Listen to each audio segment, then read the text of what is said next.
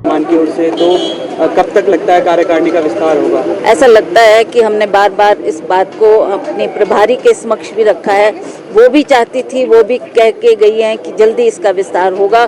कुछ देर, कुछ विलम्ब इसकी वजह से हुई कि जो देश के हालात बने, आप जानते हैं। हमने पिछली मर्तबा AICC ने एक मीटिंग रखी थी, सभी को बुलाया था, सभी से चर्चा करनी थी, पर जो ये देश के हालात बने उसकी वजह से थोड़ा वो पोस्टपोन हुआ। अब शीघ्र ही वो मीटिंग होगी और हम सब बातें उनके संज्ञान में लाएंगे और हम चाहेंगे कि जल्दी से जल्दी इस कार्यकारिणी का गठन हो ताकि हम पार्टी को और मजबूत। देखिए, ये तो अब हाईकमांड ने डिसाइड करना है कि किसको आपने इस पद पर बिठाना है या किसको रखना है, वो डिसाइड करेंगे। उस पर हम कोई अपनी प्रतिक्रिया नहीं दे सकते।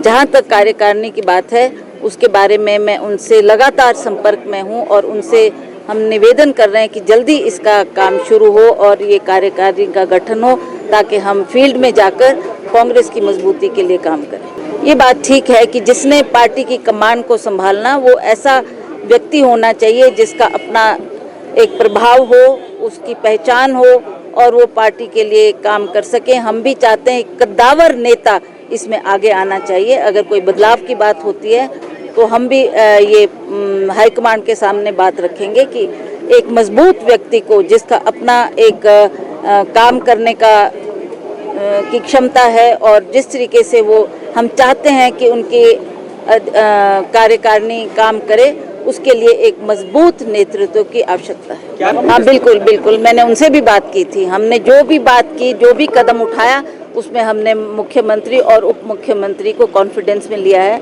उनसे चर्चा की, उनसे बात की। अब वो भी इसी बात पर अब थोड़ा इंतज़ार कर रहे हैं कि कब हाईकमांड इस बात के ऊपर गौर करेगी और कितनी जल्दी वो इस पर फैसला लेते हैं।